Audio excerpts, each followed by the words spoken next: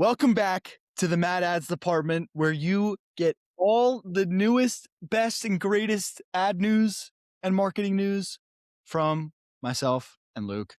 We're back this week. There's a lot of news to cover this week, but There is. unfortunately, I haven't found a lot of campaign coverage. So Luke might have some more campaigns that he found that he's going to share today, but for once, I I'm do. going to have less to talk about on the campaign side. But with that being said, Luke, how are we doing? Mate, I'm doing well. I'm in the depths of the meta ad accounts at the moment, building out workflows, and you often forget to touch grass sometimes. So that's kind of me at the moment. But I'm very excited to kind of go more macro and enjoy the bigger questions and what's going on. So yeah, I'm very excited to be back in the macro, not in the micro. So yeah, I I'm love it. doing well. Well, I'm glad to hear it, dude. What do you want to kick us off with some news this week or You know what? I will actually. So interestingly, I'm going to kind of talk about some things, some trends that I'm finding very fascinating. We all know about clipping. We know about the power of clipping. We know about these communities on Discord. We know about these communities that brands are pushing to kind of use it as like a top of funnel amplification strategy. But a company that's kind of deciding to get to the party is Spotify, but not in the way that you're thinking. So Spotify have announced and are releasing this kind of podcast clips function where you can clip up your show. And I think this is a way for them to kind of allow them to kind of grow the podcast segment on their platform. And that's something they're trying to do. I think it's going to be a very interesting play for them when they take these clips and they reuse them on TikTok, Instagram, and YouTube. So I thought this is a really interesting play from Spotify from last week. And it's something that they're going to start rolling out this week. So I'm really intrigued by this. So yeah, what do you think, Carson? I think that's very interesting to me because I wonder if Spotify is going to start offering the ability for people to clip from their platform. I also wonder if they might, because here's my thought with Spotify. What if Spotify gives you the ability later on to have a scrolling section where you can just scroll podcast clips? Yeah. Well, That's it, and it has to be uploaded, embedded in Spotify for it to be eligible or for you to do it.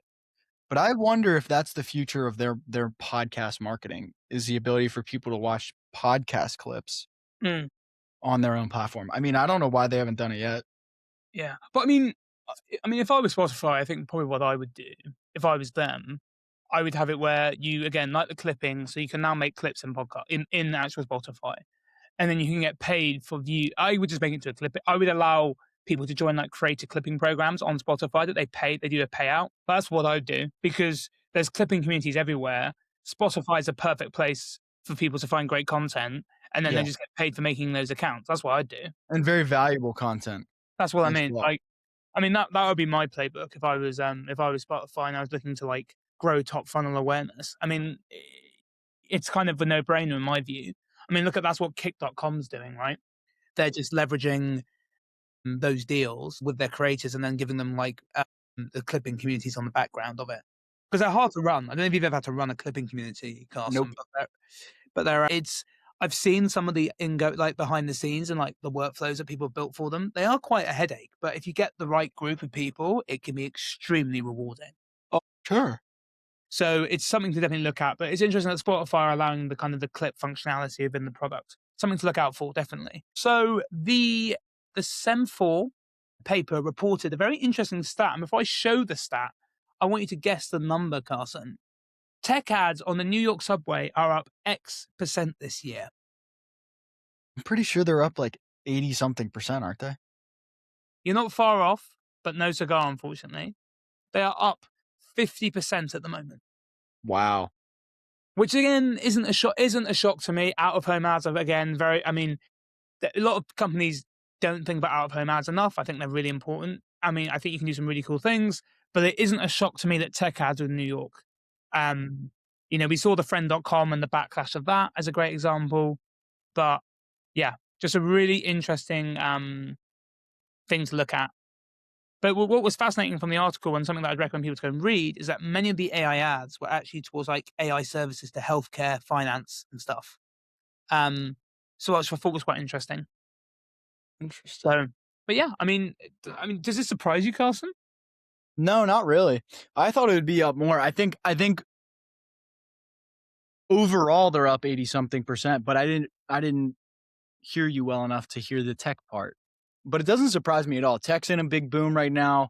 You know, I think out of home, we're going to see the biggest out of home boom in probably since like 2010 in the next 5 years. Yeah. Honestly, I said that a couple days ago. I truly believe like that's kind of where we're heading is more analog stuff. I'm so bullish on it, and this why we are doubling down on our out of home offerings, which is making it out of home, doing the media buying, but also making an entire social campaign to go with it. And I'm just because I have this foresight of brands just going so hard on activations, experiential, out of home, being in front of people in the real world to let them know that they're legit. Yeah. So Yeah. doesn't surprise me at all. But on the topic of out of home, Scary Movie 6 is coming out this week.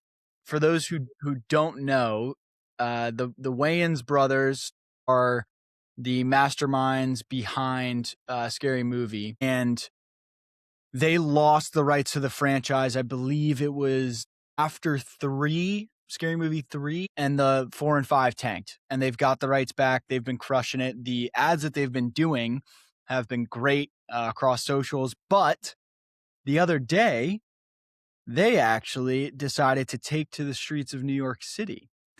And what they did was they decided, whoops, hold on here. I mean, They I'm decided to in a glass container in the middle of the city.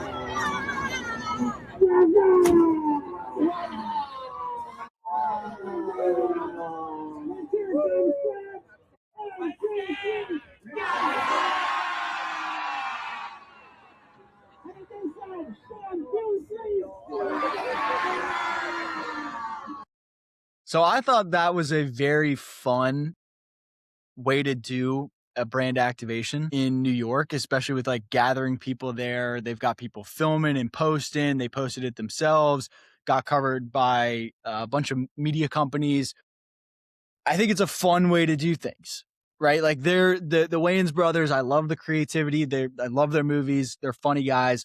This is just a testament to like giving creators the ability creators of any kind, not just creators of as you and I think of them, just artists, the ability to let their creativity like spread into everything outside of the movie too, in order to benefit the movie.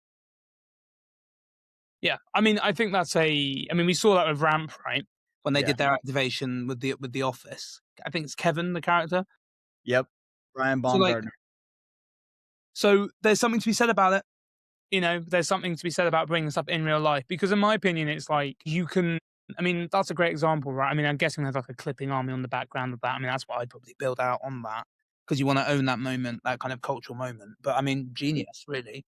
I always say to people from a KPI perspective, you know, you've done a good event when people have got their phones out and they're recording a certain part of the event. I think that's a really good sign that you've got it something shareable. That's kind of one of my KPIs on those things. And look how many phones were recording that, right? Hundreds. And they're getting and then it's sharing. Yeah, it's just it's creating the catalyst, which is not easy. I'm not sitting here and And saying it it's creates a moment. Like people are gonna remember that. Like, oh, I watched the Wayans brothers hotbox a glass box in the middle of Times Square before like when this movie came out. You know, like that gives people a memory. Give people a memory. yeah, like but 100%. Like I love it. I it's love it. yeah.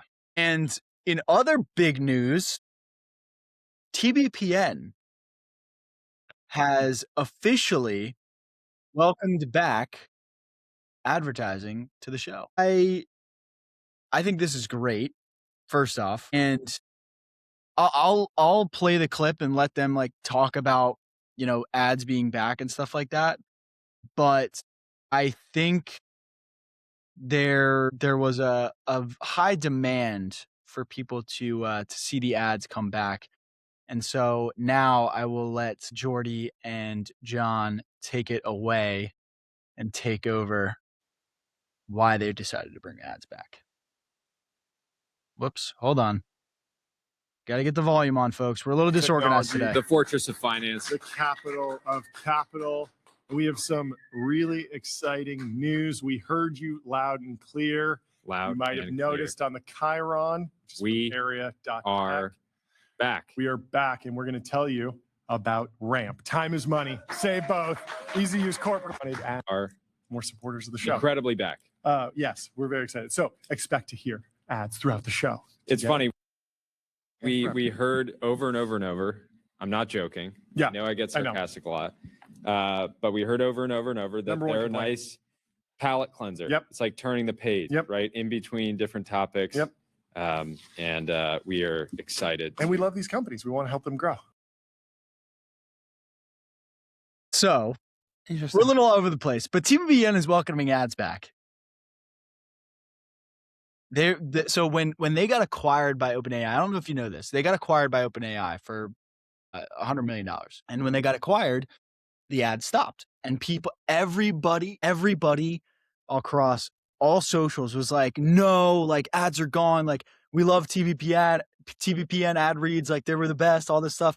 And now I think a month and a half later, they've brought them back. They may have worked into a deal with OpenAI and been like, listen, big part of the show. People love it.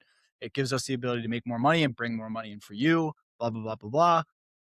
I think this is awesome. Yeah.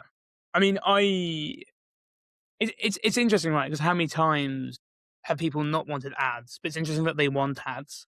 This is proof that people don't hate ads. They hate boring ads. Because Jordy and John make it super fun. Like they make ads and the show and everything about it. Shout out to those guys. They make it so fun. And the ability to make people love ads is a skill. So shout out to all of their sponsors. Shout out to them. And shout out to the audience of TBPN, because you guys just made our day for our show. Yeah, it's that when we start dropping ads and people start complaining one day. But anyway, that's beside the point. But God, that's it. Yeah, that's really interesting actually from a brand. Okay. I don't. Yeah, it's interesting how many things that you see like on YouTube that people hate the ads. But you're right. If the ads are interesting, then people won't find them boring, right? So the next thing I've got is Casper is returning to D2C ads. I saw this on my timeline the other day and I was like, this is great. I got to share this on the show. So Casper, the mattress company, is officially back, and I will play their ad right now. And see if you guys have any questions. Can you guys hear me?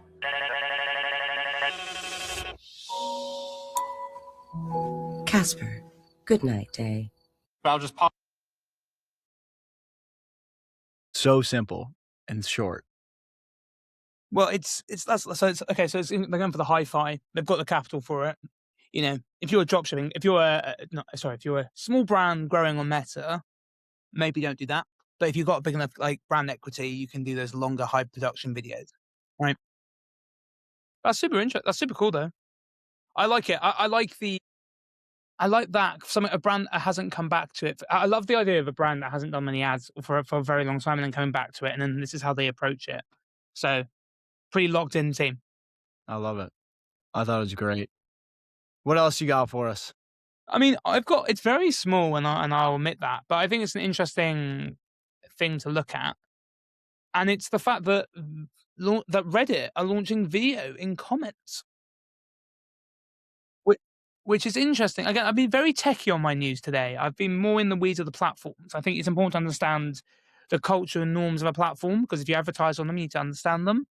But yeah, they're launching video in the comments. So, which could be really interesting. From branded communities and sharing like how to do certain things. Like there's some really cool things that may happen because of this. But I kind of wanted to let people know that this is coming. So if you're advertising on Reddit and that's a channel you're looking at, this is something to look for. So it rolls out on the 11th of June, so next week. But it's going to mods at the moment. Today, it launched to mods today. Awesome. Dude, that's sick. I had no idea. But bit of a small one there for you, but you know, you never... It is, but still, like, it's small news, but it's news that you never know. Could make a difference. Well, good if you're like, you know, if Reddit is a big channel for you as a company, you know, it's good to know what's going on, because then you can see how you can hack it. Yeah. You know what I like to do. My attribution. Anyway, sorry, you go. Last piece of news I've got for everybody is a little bit of some athletics news coming at you right here. So Bandit Running, if anybody that doesn't know, Bandit Running, they're a running brand based in New York, super high quality. They're blowing up right now. They started something called the Bandit Grand Prix, and it's kind of like an F1 race for runners. Okay. Crazy. I believe it's a 5K, but they just had it last weekend, I believe, on the 30th. And I wanted to share the promo video they had for it because I thought it was pretty cool. Bandit Grand Prix races. Round 2 has been set. You will hear 5 beeps followed by a date. See you then.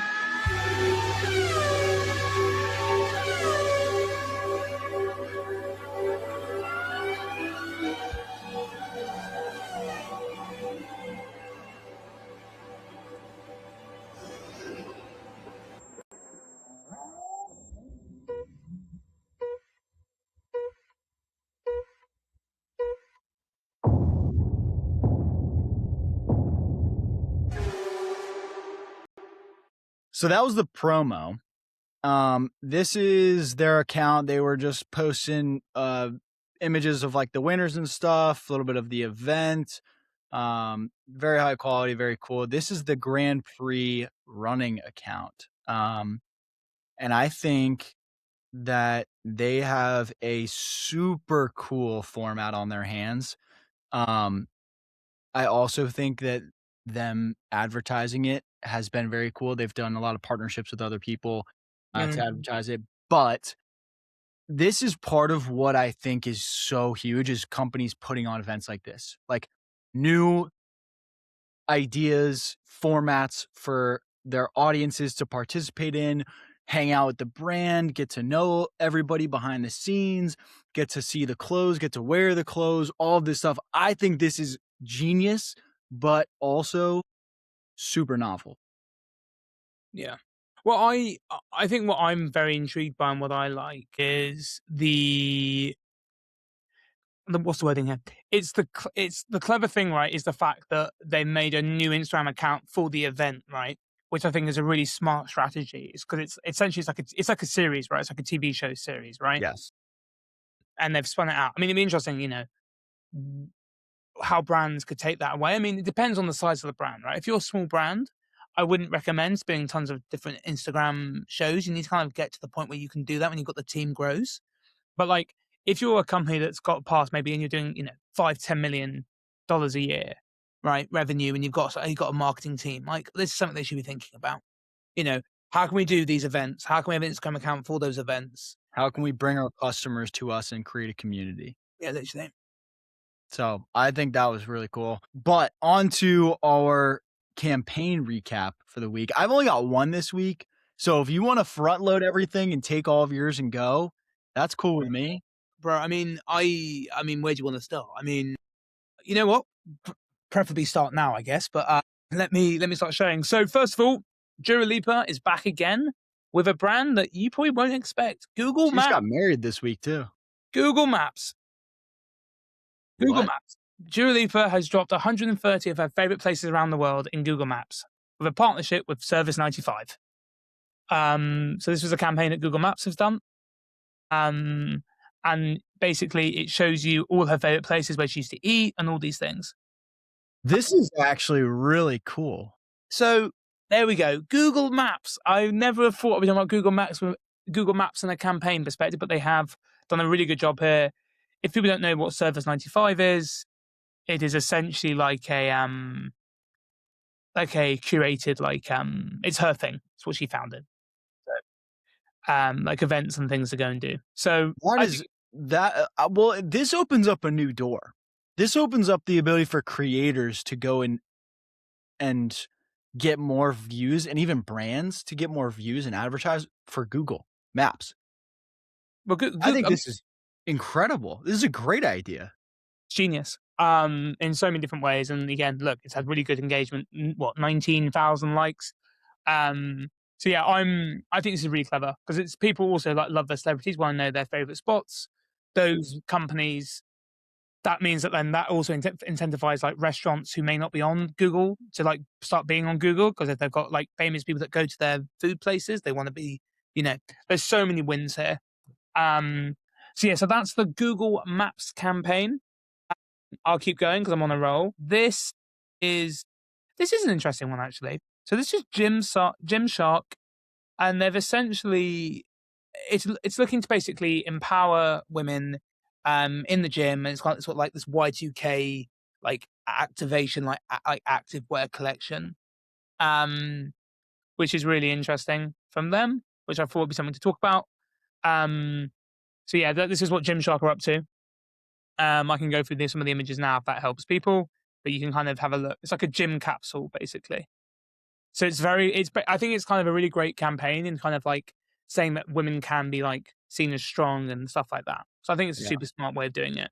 And they're pairing it with the brats, which were the brat girls, which were big when we were growing up. Yeah. So really, like, just really Y2K. Like, this is a really nice packaging. This will do really well from like a seeding perspective. Yeah. Right. So that's really solid from them, and then stuff like this. So just a really solid campaign from Gymshark. Yeah, that's sweet. And then we've done the Google Maps. Off campus. So I don't know if you've seen Off Campus, Carson. I have not. My girlfriend, I think, has. Yeah. So essentially, they're a book series. They're really, really popular. Then they're taking it to like the TV show of Amazon Prime. It's really, really well regarded. It's a very steamy, like romance, whatever.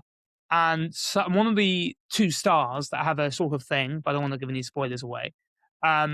They are currently doing a audio erotica with New Quinn original, which is the first episode dropped on the 27th, and it's a 3-episode series. So the reason why I wanted to show people this campaign is because what I'm fascinated by is the potential that not only maybe see series formats in like organic 9x16 reels, there could be some spins towards audio ones, potentially. Interesting. Like it's a format that, again, like, how we talk about is it QVC, where they're online like TV shopping, and how everyone said that company's dead, and then TikTok bought live shopping, and then Instagram bought live shopping into their platforms, and then QVC, and then one of the biggest sellers on TikTok. I think radio could have an interesting return with stuff like this, potentially. So this is something that I'm looking at as like a potential new format for people to look into. Like maybe you could do a radio show, or potentially, or like something like this, right? As a potential. So I just wanted to let people know of that.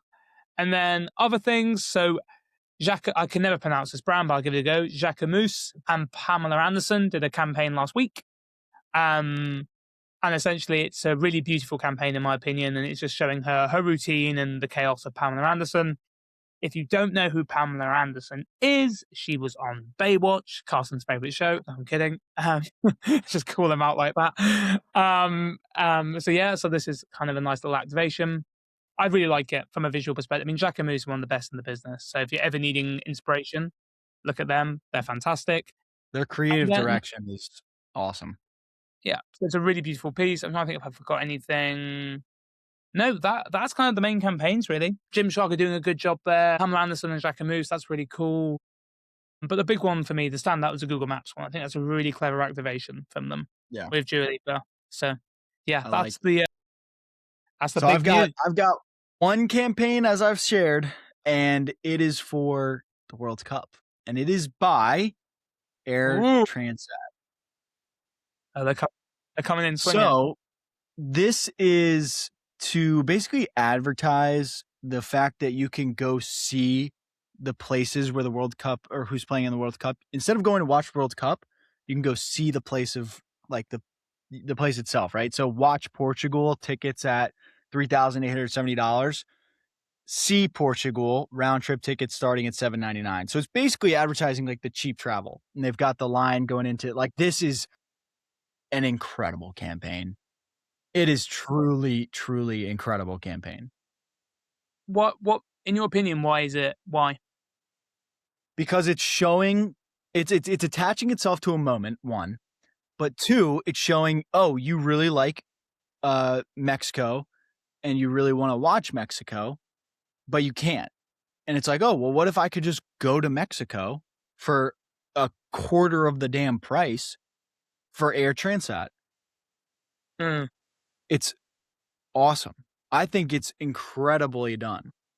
But is there, no, I think it's smart. I mean, I think it's a really interesting time to watch all these campaigns coming out now, right? Because of the fact that, again, in the World Cup, right? So it's a big activation for these brands. So, no, this is something that I'm very intrigued by. That's a really good spot.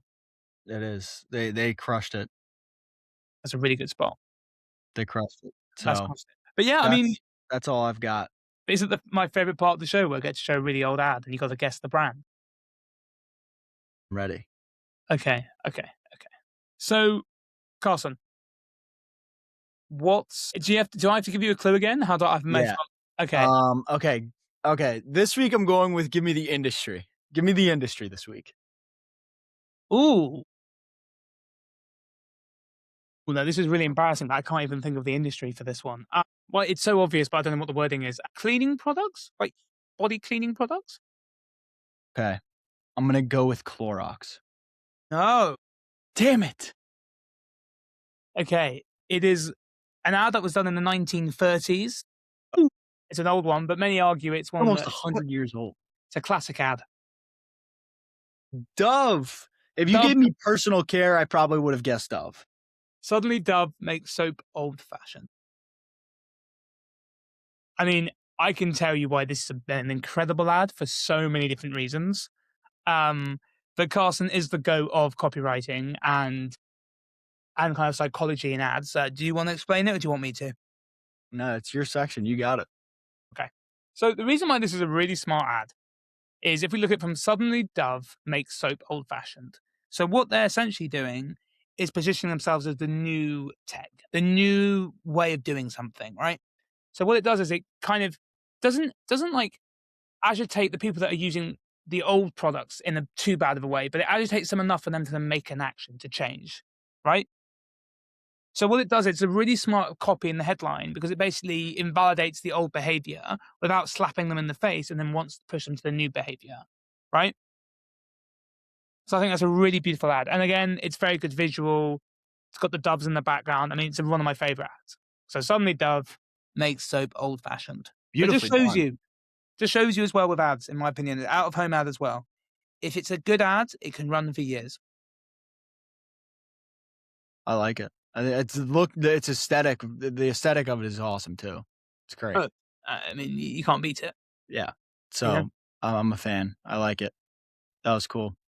But, all right, dude. What insights do you got for people? What are we taking away from this week? I think for me, the big insights right now are look at Bandit, right? Look at those things, right? It's how can we start planning bigger macro activations around what we're doing, and how can we own that moment? But then also understanding the skills that you have as a team. Like if you're a solo founder and you're building something, you may have to have a different approach. But if your company's spending between 5-10 million a year, I think being aware that you have to do more macro moments and in my opinion, a strategy is not just hopping on trends all day long. That isn't a strategy. That's not a strategy. Yep. It's just that it's steroids right into the system. You need to build these pillars. You need to really define them. I think Oren talks about that in such a great way. Build those pillars out. Be very clear. But I think organic content is one of the best levers for any business right now. If you can nail it. Yep. So that would be my takeaway. My biggest takeaway is for people to start. There's two ends of the spectrum for this. There's big brand and there's small brand. But the core idea is you need to give people the ability to make a memory. If you're a small brand, that means you need to evoke something strong enough in an ad on social or organic or whatever to make people think that's relatable. I've been there. I remember what that feels like. And when they see your ad, they're like, oh my God, this is going to help me fix that thing. And then when they do buy your product and use it, they're going to be like, oh my God, this really did help. It gives them that memory, right? But if you're a bigger brand and you can spend more, these activations like Scary Movie, like Bandit, like everybody else we've covered before, that gives people a true memory that they probably won't forget if it's a good event. And that is advertising. Like, that is experiential advertising. You are paying for someone to come and see you and to see your product and your brand and all that stuff, right? It is advertising. And I think the bridge between the two is just help people create memories, and you by default will become memorable. Yeah. I think that's a really good way. To make memories, you have to be memorable. I think that's a really good take. So that's my biggest thing for this week. A little bit of a shorter episode for everybody, but is that all we got? Is the same. I mean, the source is the same, right? You know, there's no changing of the source. And we're doing well. We're getting some good momentum. Yeah, hey, that's something I wanted to cover, actually, Luke. I'm glad you brought that up. If you guys are still watching, views have been up, and we just want to say thank you. So we appreciate you watching, liking, commenting, subscribing, sending it to people, all that stuff. Please help us keep doing it to grow the channel. We really like doing this, and we're not going anywhere. So if it going nowhere.